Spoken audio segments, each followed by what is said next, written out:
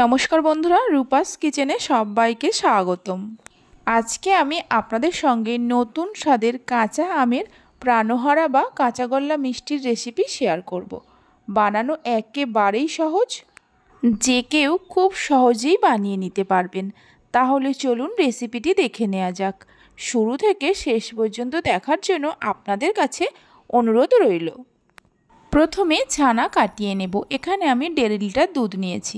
গ্যাসের ফ্লেমটা হাইতে করে দুধটাকে জাল দিয়ে নেব। দুধ ফুটে উঠেছে। এই সময় গ্যাসের ফ্লেমটা বন্ধ করে দিয়ে এইভাবে 2-3 মিনিট রেখে দিয়ে দুধের অতিরিক্ত গরম ভাবটা কমিয়ে নেব। দুধের অতিরিক্ত গরম ভাবটা কমিয়ে নিয়ে ছানা কাটালে ছানাটা বেশ নরম হয়।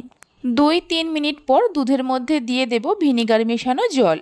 5 চামচ ভিনিগার আর অল্প একটু জল আগেই মিশিয়ে রেখেছিলাম।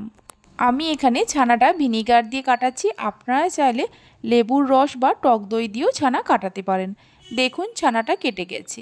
এবার ছানাটাকে একটা ছাঁকনির মধ্যে ছেঁকে নেব। ছানাটা ছেঁকে নেওয়ার পর 2-3 বার জল দিয়ে ছানাটাকে ধুয়ে নিতে হবে, যাতে ভিনিগারের কোনো রকম টক ভাব ছানার মধ্যে না থাকে।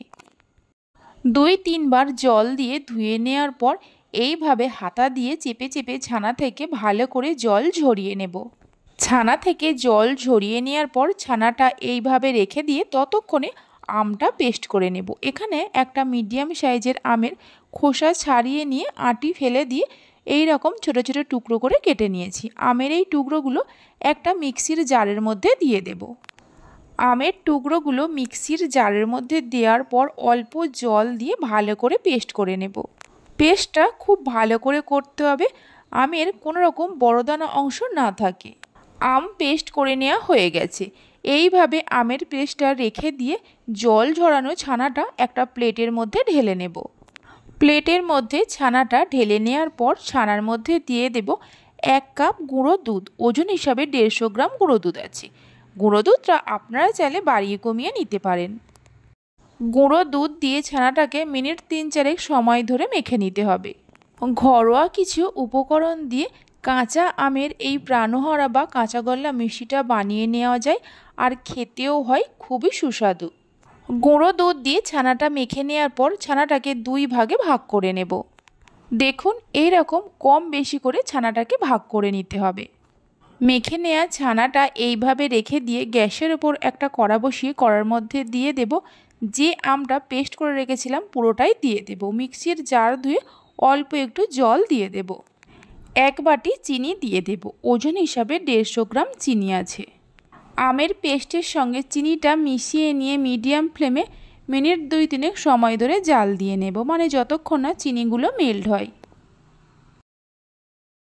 মিনিট 2-3 মিডিয়াম ফ্লেমে রান্না করে নেওয়ার পর দেখুন চিনিগুলো মেল্ট হয়ে গেছে। এবার এর মধ্যে দিয়ে দেব 2-3 ফোঁটা সবুজ ফুড কালার। ফুড কালারটা সম্পূর্ণভাবে অপশনাল, এটা আপনারা চাইলে দিতেও পারেন আবার নাও পারেন।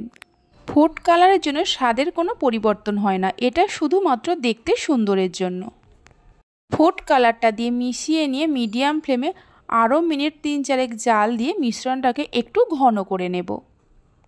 মিনিট 3-4 সময় ধরে রান্না করে নেওয়ার পর দেখুন মিশ্রণটা আগের থেকেই অনেকটা ঘন হয়ে গেছে। এর থেকে আর বেশি ঘন করব না।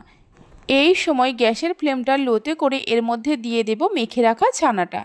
ছানাটাকে 2 ভাগে ভাগ করে রেখেছিলাম।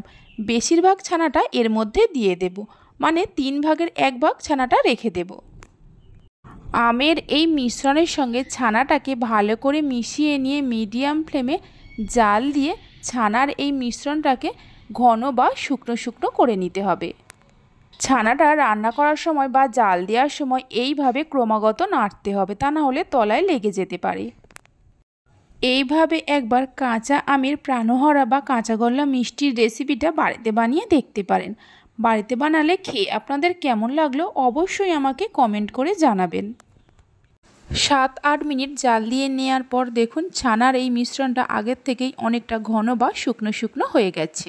দেখুন ছানাটা কেমন কড়া থেকে ছেড়ে ছেড়ে আসছে। যখনই কড়া থেকে ছেড়ে ছেড়ে আসবে বুঝবেন ছানাটা পাক দিয়ে নেওয়া হয়ে গেছে। গ্যাসের ফ্লেমটা বন্ধ করে দিয়ে এই ছানাটা একটা প্লেটের মধ্যে তুলে রেখে দেব। ছানার এই মিশ্রণটা প্লেটের মধ্যে তুলে নিয়ে খুন্তি দিয়ে একটু প্লেটের মধ্যে ছড়িয়ে দেব, তাহলে ছানার এই মিশ্রণটা তাড়াতাড়ি ঠান্ডা হয়ে যাবে। ছানার মিশ্রণটা ঠান্ডা হয়ে যাওয়ার পর যে কাঁচা ছানাটা রেখে দিয়েছিলাম, এই কাঁচা ছানা দিয়ে ছানার এই মিশ্রণটাকে একসঙ্গে মেখে নিতে হবে।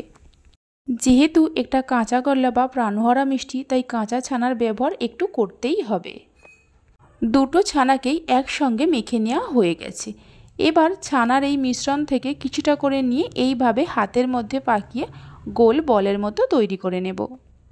আমি এখানে মিডিয়াম সাইজের মিষ্টিগুলো বানাচ্ছি, আপনারা চাইলে এর থেকে ছোট বা বড় করেও বানাতে পারেন। এইভাবে আমি সব কটা প্রাণহারা বা কাঁচাগোল্লা মিষ্টিকে তৈরি করে নেব।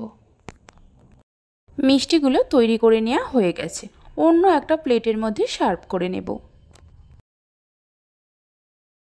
অন্য একটা প্লেটের মধ্যে সার্ভ করে নেওয়ার পর এর ওপর থেকে অল্প করে এইভাবে গুঁড়ো দুধ ছড়িয়ে দেব।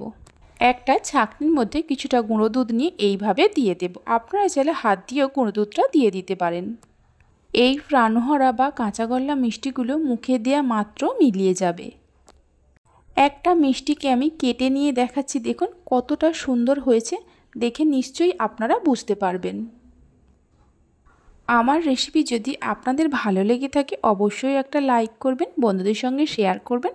ভালো লাগলে চ্যানেলটি সাবস্ক্রাইব করে পাশে থাকা বেল আইকনটি প্রেস করবেন নতুন রেসিপির আপডেট সবার আগে পাওয়ার জন্য। তাহলে চলুন ভিডিওটা আমি এখানেই শেষ করছি। আপনারা সবাই ভালো থাকবেন, সুস্থ থাকবেন। ধন্যবাদ।